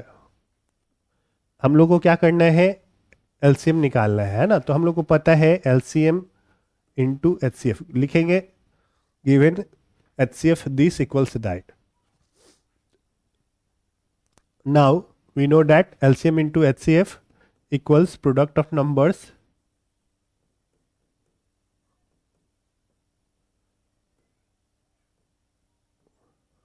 ठीक है। सो LCM तो LCM ही रहेगा, HCF है हमारा कितना 9, product of numbers 306 into 657। So LCM equals कितना हो जाएगा, ये आ जाएगा 306 इंटू 657 डिवाइड बाई 9।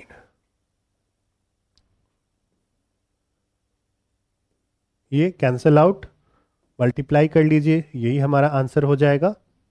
34 को मल्टीप्लाई करना है किससे, 6657 से, और ये आ जाएगा कितना 22338। यही हमारा आंसर हो गया। ठीक है बच्चों, चलिए अब ऐसे प्रॉब्लम को देखते हैं।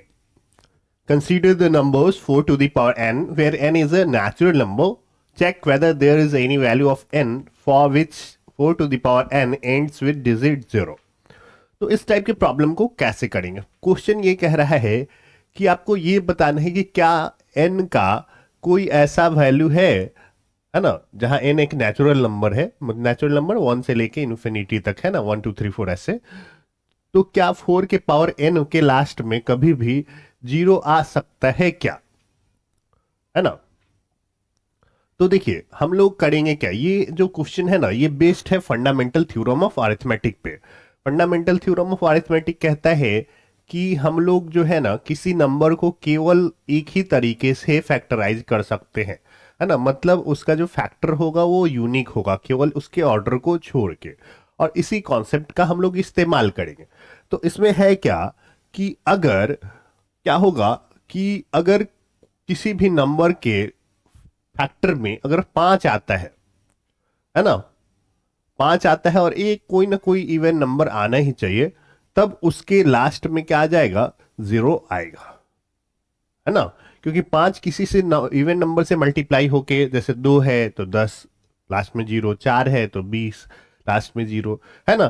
तो 5 जब तक नहीं आएगा उसके फैक्टर में, फैक्टराइजेशन में, तब तक क्या होगा कि उसके लास्ट में 0 नहीं आ सकता है। तो बस हम लोग को यही चीज स्टेटमेंट के फॉर्म में बता देना है। जैसे हम लोग को क्या करना है,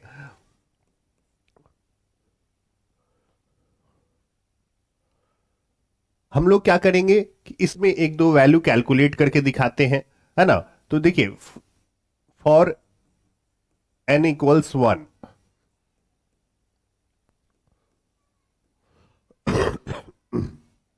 वी हैव, क्या हो जाएगा, 4 to the power n 1, तो ये आ जाएगा कितना, 2 इंटू 2 टू द पावर 1 1, ऐसा चाहे हम फैक्टराइज करके लिख रहे हैं तो ये जो है 0 नहीं देगा।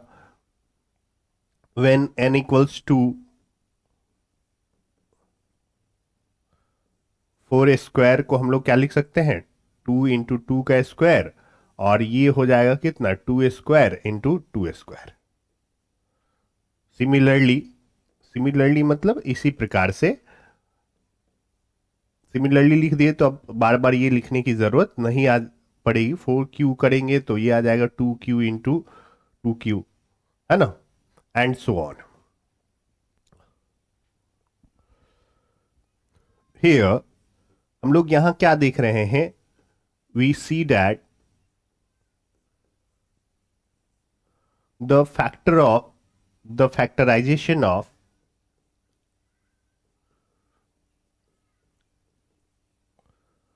4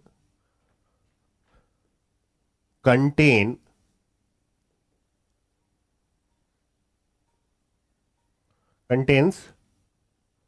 only 2 as its factors.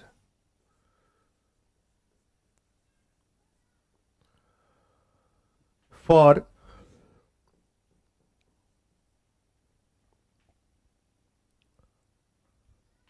a number to be end with 0,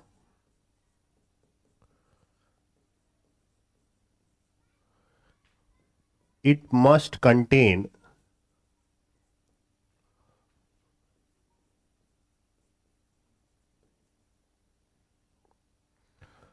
5 as its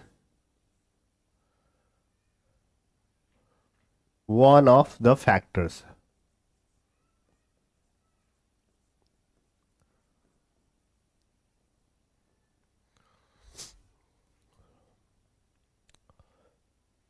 From fundamental theorem of arithmetic,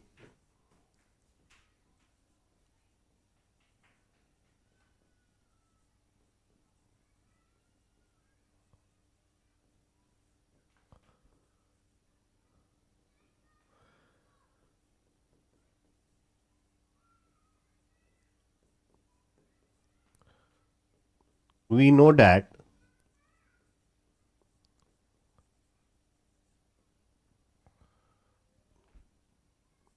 there will be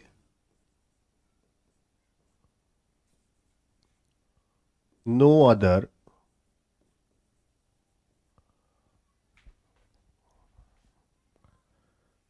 factorization possible for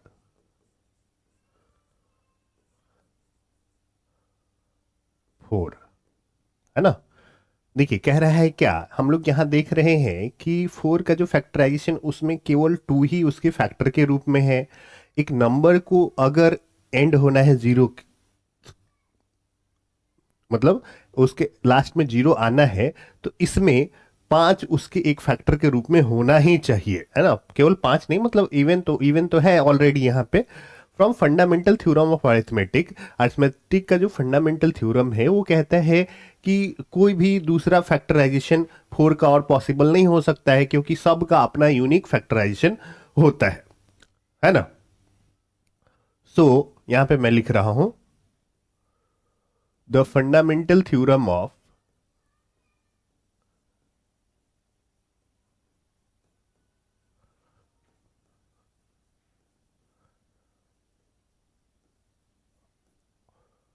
arithmetic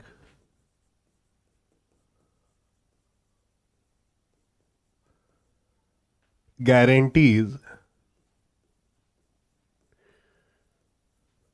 that there will be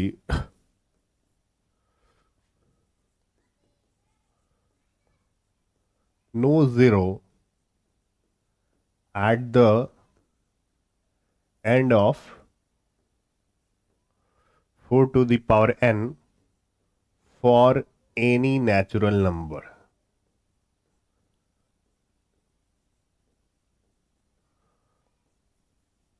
बस ऐसा ही हमारा स्टेटमेंट होना चाहिए कुछ। देखिए लॉजिक होना चाहिए आपके, जब भी आप प्रॉब्लम इस टाइप के सॉल्व करते हो ना, तो आपके जो जो आंसर है उसमें लॉजिकली एक फ्लो होना चाहिए, ठीक है। जैसे हमने क्या किया कि एक दो एग्जांपल, वो एन का वैल्यू क्या है, एन नेचुरल नंबर है ना। तो अब क्या है, हम लोग नेचुरल नंबर एक दो रख के देख रहे हैं, तो देख रहे हैं कि लास्ट में तो 0 नहीं आ रहा है, और हम लोग इसका जो फैक्टराइजेशन देख रहे हैं तो उसमें हम लोग को क्या पता चल रहा है कि इसका जो प्राइम, इसमें जो फैक्टर है वो केवल 2 है ना। हो सकता है कि किसी और में कुछ और भी हो 2 के अलावे, है ना। तो एक नंबर को अगर लास्ट में उसके 0 आना है तो उसके लास्ट उसमें फैक्टर जो होना चाहिए 5 होना ही चाहिए, ठीक है। एक इवन नंबर और 5 होना चाहिए। तो फंडामेंटल थ्योरम ऑफ अरिथमेटिक ये भी कहता है कि हम लोग केवल किसी नंबर को एक ही तरीके से फैक्टराइज कर सकते हैं, मतलब उसका फैक्टर यूनिक होगा और केवल ऑर्डर बदल सकता है लेकिन उसका नंबर नहीं बदल सकता है। तो इसमें हम लोग के पास नंबर बदलने का कोई पॉसिबिलिटी नहीं है, और इस कारण से क्या होगा कि कोई 4 का और दूसरा फैक्टराइजेशन पॉसिबल नहीं होगा। तो फंडामेंटल थ्योरम ऑफ अरिथमेटिक ही ये गारंटी हम लोग को दे रहा है कि इसके लास्ट में कोई जीरो नहीं होगा किसी भी नेचुरल नंबर के लिए। ठीक है, तो ऐसे करके हम लोग स्टेटमेंट क्या करेंगे, लिख देंगे। ठीक है, तो आप थोड़ा सा प्रैक्टिस करोगे तो आपको आसानी से ये चीजें जो है वो आ जाएंगी। ऐसा ही करके एक और क्वेश्चन आता है 6 का पावर n, है ना, आगे ही शायद होना चाहिए I think. Check whether 6 to the power n can end with the digit 0 for any natural number n। तो हम लोग क्या देखेंगे, 6 टू द पावर n है तो इसको क्या लिख सकते हैं, 2 into 3 to the power n, और इसको लिख सकते हैं 2 to the power n into 3 to the power n। Clearly, है ना, the prime factorization of 6 contains 2 and 3, है ना, and according to fundamental theorem of arithmetic there will be no possibility of any other factorization, है ना। For a number to be end with 0 it must contain 5 as its prime factors। So here the fundamental theorem of arithmetic guarantees that there will be no zero at the end of 6 to the power n for any natural number। ऐसे करके हम लोग क्या करेंगे, statement लिख देंगे और हमारा आंसर जो है वो कंप्लीट हो जाएगा। ठीक है, तो थोड़ा सा आप खुद से प्रयास करें। मैंने आपको थोड़ा सा हिंट दे दिया है, आप जरूर इसको कोशिश करके देख ले। चलिए नेक्स्ट क्वेश्चन देखते हैं। Explain why this and this are composite numbers, है ना। तो कंपोजिट नंबर कब होगा मैं एक बता दे रहा हूं, है ना, दूसरा वार्ड पार्ट आप खुद से कर लीजिएगा, है ना। तो हमारे पास क्या है, 7 इंटू 11 इंटू 13 प्लस 13, ये है, ये इक्वल्स। आप देखिए इसमें हम लोग करेंगे क्या, दोनों पार्ट में हम देख रहे हैं क्या, 17 जो है वो कॉमन है, तो हम लोग इसको लिख सकते हैं 7 इंटू 11 प्लस 1, है ना। Clearly this number is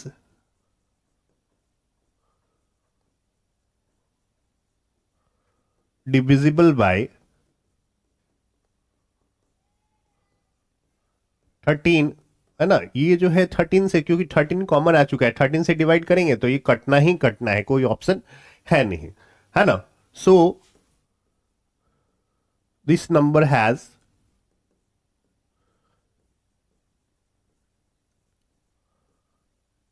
more than 2 factors. More than 2 factor मतलब एक तो खुद से कटेगा ही, एक 1 से तो कटेगा ही, और तीसरा जो है ये इससे कट गया, बाकी है कि नहीं उससे हमको मतलब नहीं है। अगर 3 हो जाए कम से कम तो वो क्या हो जाएगा, कंपोजिट नंबर हो जाएगा। मोर than 2 factors, so this number is a composite number.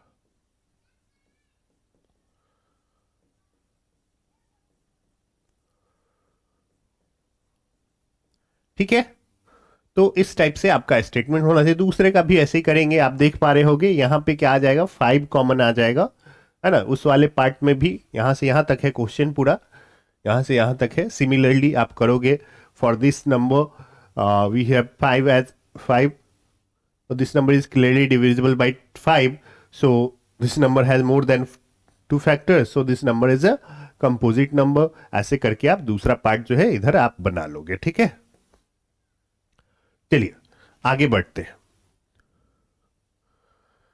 There is a circular path around a sports field. एक स्पोर्ट्स फील्ड है, उसके अराउंड क्या है, एक सर्कुलर पाथ है, लाइक कुछ ऐसा मान लेते हैं, और इसमें एक और ऐसे बना ले रहा हूं, ये सर्कुलर पाथ मान लीजिएगा। ठीक है, Sonia takes 18 minutes to drive 1 round of the field. Sonia जो है 18 मिनट ले रही है, ठीक है, और दूसरा जो है while Ravi takes 12 minute, Ravi जो है वो 12 मिनट ले रहा है, और for the same, suppose they both start at the same point and at the same time, and though they go in the same direction, after how many minutes they meet again at the starting point। देखिए दोनों एक जगह से शुरू कर रहे हैं और एक ही डायरेक्शन में क्या कर रहे हैं, जा रहे हैं, है ना, एक ही जगह से और एक ही समय पे स्टार्ट कर रहे हैं। ठीक है, दोनों, देखिए दोनों, एक ये ज्यादा समय ले रही है सोनिया, इसका मतलब क्या है कि इसका स्पीड कम है, ये 12 मिनट ले रहा है, कम ले रहा है, तो इसका स्पीड ज्यादा है ना। तो ऐसा तो नहीं है कि एक चक्कर लगा के दोनों एक ही जगह आ जाएगा, है ना, जो ज्यादा स्पीड से जा रहा है वो पहले आगे बढ़ जाएगा, है ना। तो इस प्रकार से क्या होगा कि अब ये क्वेश्चन पूछ रहा है कि बताइए कि ऐसा कब होगा जब ये दोनों वापस फिर इस जगह मिलेंगे, है ना।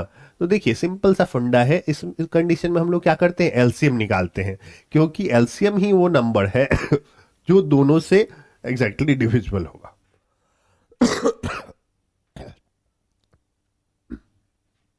ठीक है, समझ में आ गया।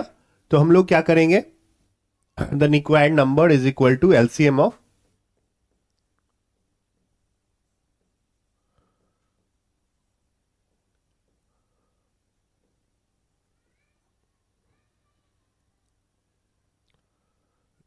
रिक्वायर्ड नंबर नहीं होगा, एक्चुअल में रिक्वायर्ड टाइम होगा।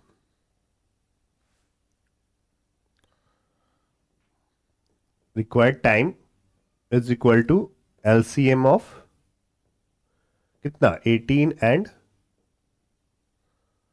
12।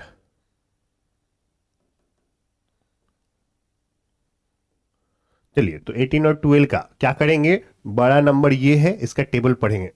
18 जो है वो 12 से नहीं कटे, 18 दूनी 36, है ना, 18 टू जा 36, तो ये 12 से डिवाइड हो जाएगा, तो 36 ही हमारा क्या आ जाएगा, आंसर आएगा। तो 36 मिनट जो है वो हमारा आंसर हो जाएगा।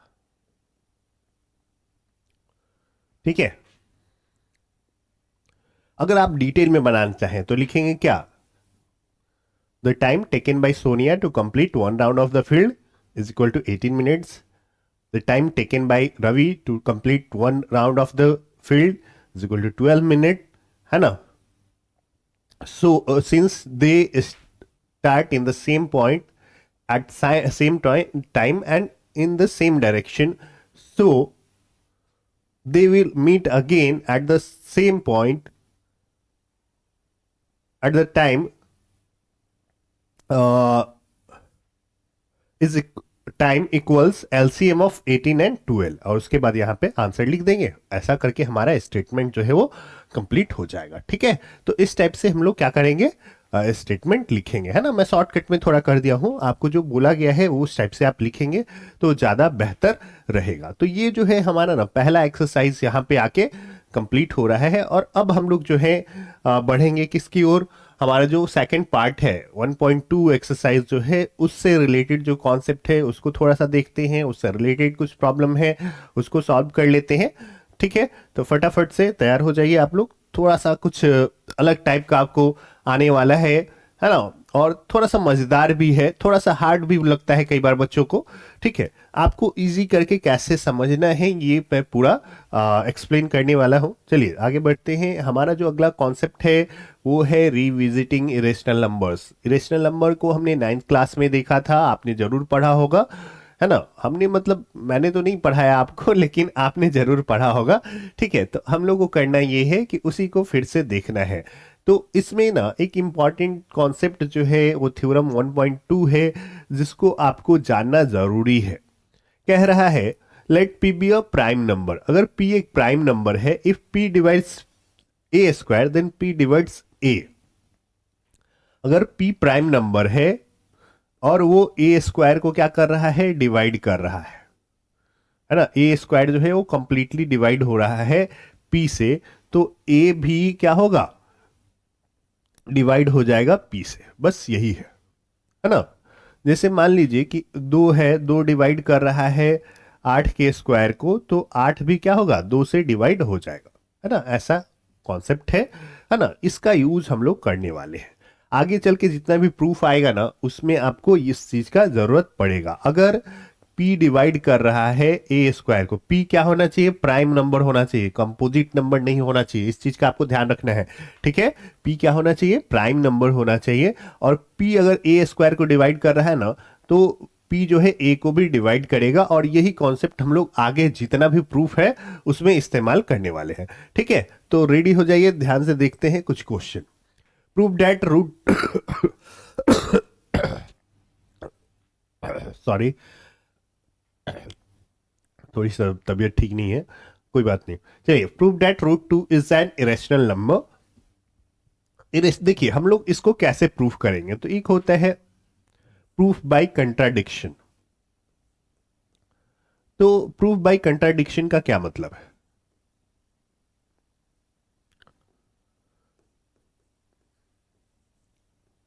तो प्रूफ बाय कंट्राडिक्शन में क्या होगा कि हम लोग करेंगे क्या, हम लोग इस सिचुएशन में हम लोग मान लेते हैं ना, जैसे हम लोग को प्रूफ करना है कि ये इरेशनल नंबर है, तो हम लोग मान लेंगे उसका अपोजिट, कि मान लेते हैं कि रूट टू जो है वो रेशनल नंबर है, और उसको हम लोग गलत साबित कर देंगे, है ना, कि ये पॉसिबल नहीं है, हमने जो माना था वो गलत है। ठीक है, तो इसी को कहते हैं प्रूफ बाय कंट्राडिक्शन। जो हमने माना, जो हमको प्रूफ करना है उसका अपोजिट मानना है और उसको गलत साबित कर देना है, तो इसी को हम लोग क्या कहेंगे, प्रूफ बाय कंट्राडिक्शन कहेंगे।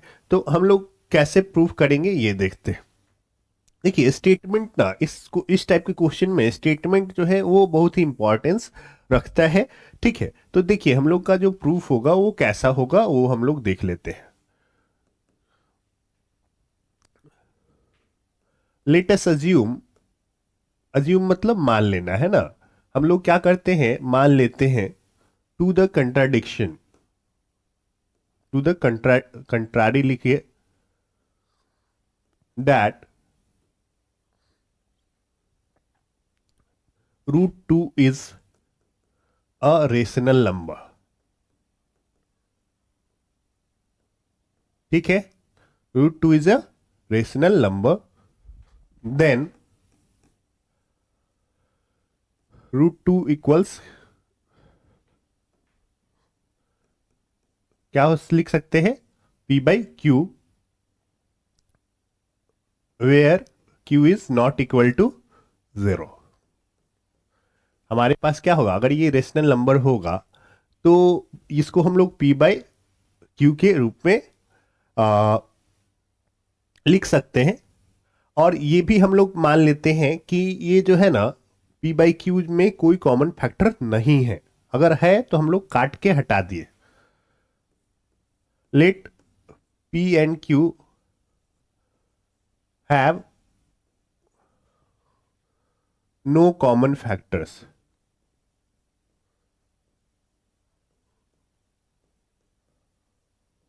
Other than 1। या आप चाहो तो इस स्टेटमेंट के बदले आप लिख सकते हो कि let's assume that P and Q are coprime numbers. Coprime में क्या होता है, कोई भी फैक्टर 1 के अलावा कॉमन नहीं होता है ना। अब क्या हो जाएगा, स्क्वायरिंग बोथ साइड्स।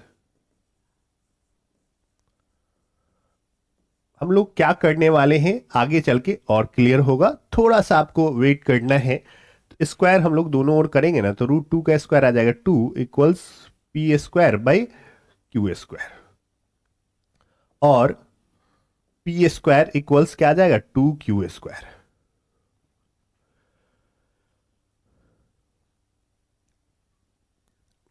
तो देखिए जैसे ही 2 से अगर किसी नंबर में मल्टी, चूंकि पी क्यू क्या है, कोई इंटीजर है ना, तो जैसे ही 2 से मल्टीप्लाई होगा इसके स्क्वायर में, तो इसका मतलब है कि पी जो है ना एक इवन नंबर हो जाएगा, है ना। 2 से मल्टीप्लाई हो गया अगर किसी भी नंबर में, है ना, तो वो क्या हो गया, इवन नंबर। क्लियरली क्या हो जाएगा, P is an even number. या आप ऐसे लिखिए कि P is divisible by 2।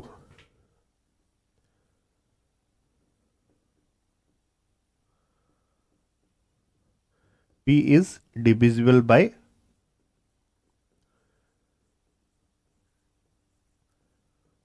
2, sorry, P square is divisible by to. तो अभी हमने जो पिछला थ्योरम पढ़ा था, पी स्क्वायर टू क्या है, एक प्राइम नंबर है, पी स्क्वायर अगर टू से कट रहा है ना तो पी भी क्या हो जाएगा, टू से कट जाएगा। So p is also divisible by to.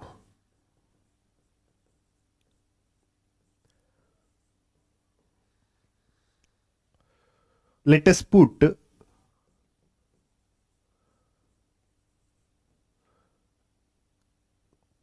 p equals 2m, है ना। हम लोग एक फॉर्म चेंज कर रहे हैं ना, अगर ये 2 से डिविजिबल है तो कहीं ना कहीं क्या होगा, ये 2m के फॉर्म का होगा, जहां m जो है कोई नेचुरल नंबर है,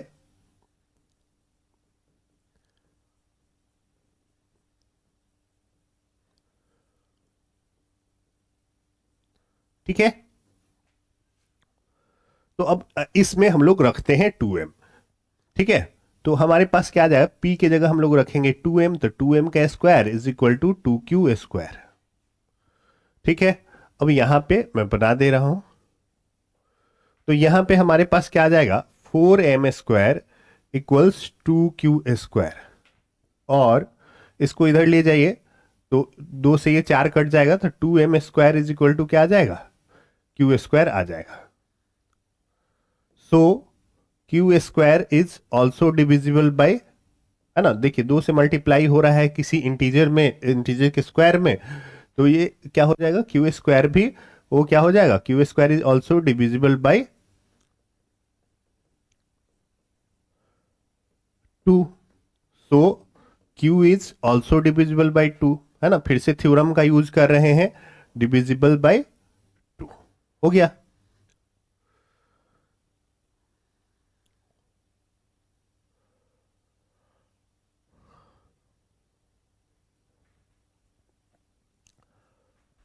तो हम लोग को क्या मिला कि P भी डिविजिबल है 2 से और Q भी डिविजिबल है 2 से, है ना। तो अब हम लोग करेंगे क्या कि दोनों ये इवन, लेकिन हमने क्या माना कि इसमें कोई फैक्टर 1 के अलावा कॉमन नहीं है, और लेकिन हम लोग को मिल रहा है कि दोनों क्या है, इवन नंबर है, तो दोनों तो 2 से डिवाइड हो जाएगा, है ना। तो ये कंट्राडिक्शन इसलिए आ रहा है क्योंकि हमने इसको क्या माना है, इसको माना है rational number.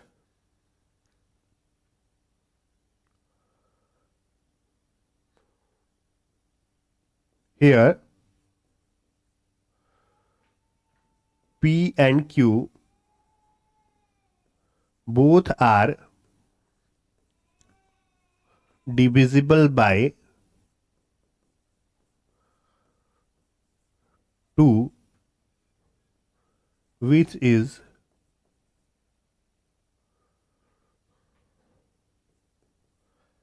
a contradiction of our assumption.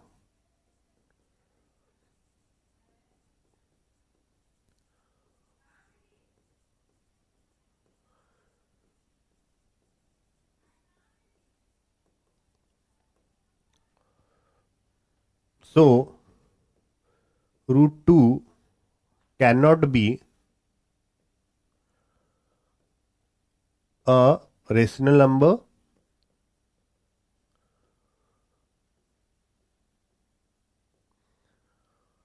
so root 2 is a rational number,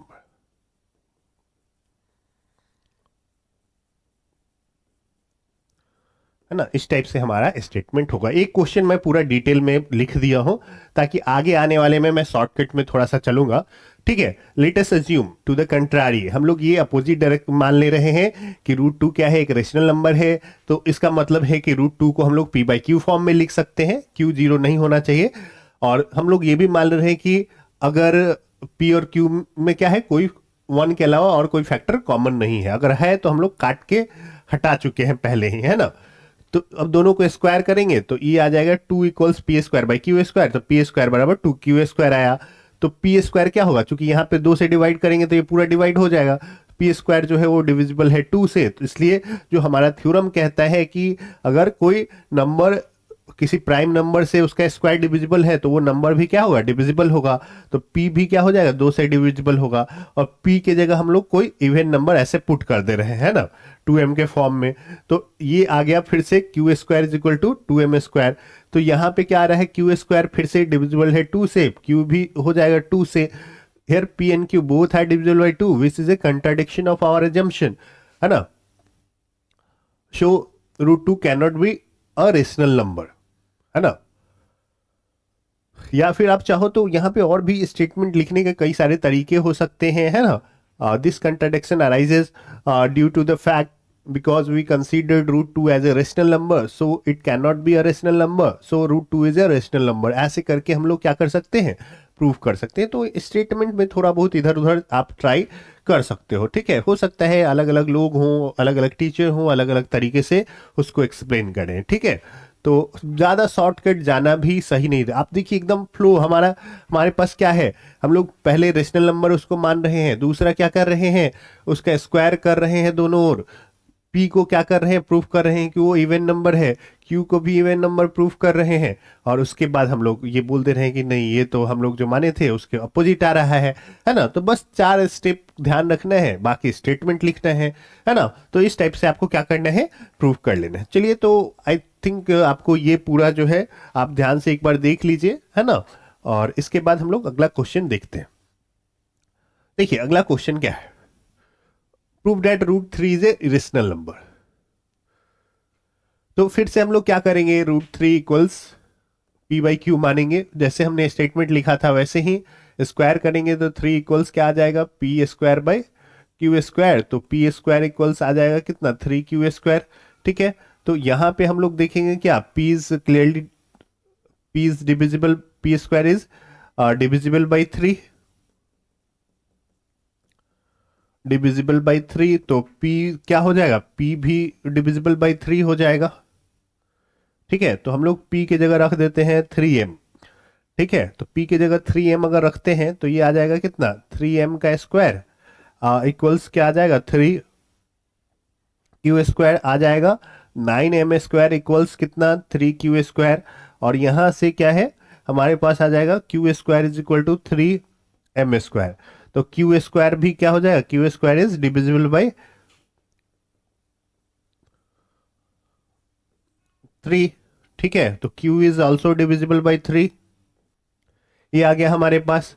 तो दोनों में क्या है, 3 जो है कॉमन फैक्टर है, तो जो नहीं होना चाहिए, इसलिए हम लोग क्या करेंगे, आगे जो है ना, आगे एक स्टेटमेंट लिख लीजिएगा, है ना, खुद से,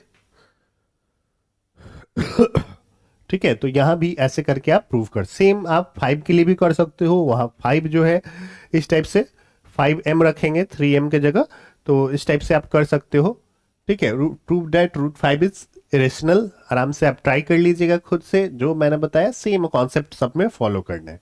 एक टाइप का जो वेराइटी और आता है इसमें, इस टाइप का क्वेश्चन आता है ना। तो ये ज्यादा इजी होता है, क्योंकि यहाँ पे ना हमको ये पहले से मान के चलेंगे कि ये वाला जो रूट वाला पार्ट है ना वो इरेशनल है, हम लोग ये पहले से मान के चलेंगे, ठीक है। तो इसको हम लोग कैसे करेंगे, तो लेट अस अज्यूम फिर से कि 5 minus √3 is a rational number. तो इसको क्या कर देते हैं, p बाई क्यू के फॉर्म में लिखेंगे। तो देखिए ये तो रेशनल नंबर है, और इरेशनल पार्ट के अलावा ना बाकी को उधर भेज दीजिए, है ना। तो √3 को उधर भेज दीजिए, इसको इधर लाइए। तो 5 minus p by Q is equal to क्या, √3। Since the difference of 2 rational number is a rational number, तो ये क्या आ जाएगा, ये आ गया रेशनल नंबर। लिख देंगे since the difference of 2 rational number is also a rational number, so LHS equals क्या, रेशनल नंबर, है ना।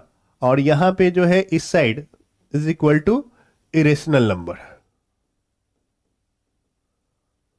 विच इज नॉट पॉसिबल, है ना। So this number can't B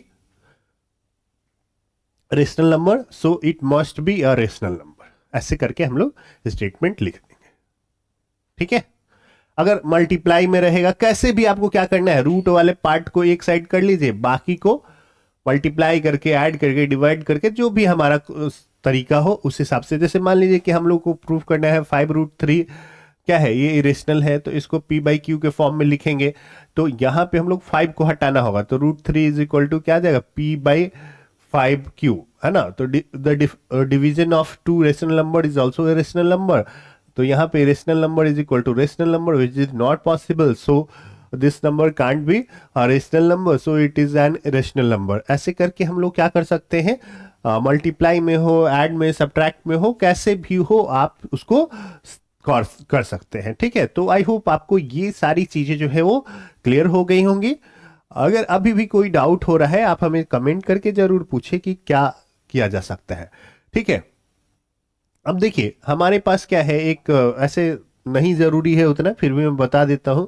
हमने जो फॉर्मूला पढ़ा था एलसीएम इंटू एचसीएफ, ये क्या हो रहा था, ये अप्लाई हो रहा था दो नंबर ए और बी मान लीजिए है, तो LCM into HCF is equal to product of the numbers.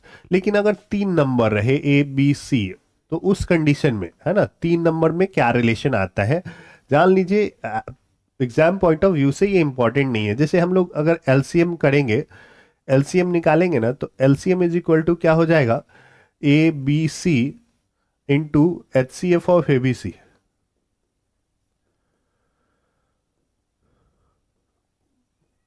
Divide by H C F a b into H C F b c into H C F c a, है ना। इस type से हम लोग का 3 नंबर के लिए formula आता है। एच सी एफ अगर निकालना है तो बस इसी को, जहां एलसीएम लिखा है वहां पे आपको क्या करना है, एलसीएम के जगह एचसीएफ लिख देना है, a into b into c into LCM a b c. उसके बाद क्या करना है, एलसीएम ए बी, उसके बाद है LCM b c into LCM c a. ठीक है, तो इस टाइप से आप चाहो तो 3 नंबर के लिए ट्राई कर सकते हो। अगर कहीं पे एग्जाम में या कंपटीशन में या नॉलेज के लिए अगर आपको सीखना है तो ये आप देख सकते हैं। तो ये चैप्टर जो है आपका पहला जो है चैप्टर वो कंप्लीट होता है यहाँ पे। ठीक है, आई होप आपको चीज़ें जो हैं वो समझ में आई होंगी। अगर आपको कोई समस्या हो रही है तो आप हमें ज़रूर से ज़रूर कमेंट करें, हमें बताएं कि क्या समस्या आ रही है। चलिए, तो आई होप सारी चीज़ें क्लियर हैं। हम लोग फिर अब जल्दी ही मिलेंगे अगले चैप्टर को लेके। आपका पूरा जो है जल्द ही आपको अपलोड कर दिया जाएगा। अगर आपको हमारा वीडियो पसंद आ रहा है तो हमारे वीडियो को लाइक करें, चैनल को सब्सक्राइब करें और अपने दोस्तों के साथ इस वीडियो को ज़्यादा से ज़्यादा शेयर करें। इस वीडियो को देखने के लिए आप सभी का बहुत बहुत धन्यवाद।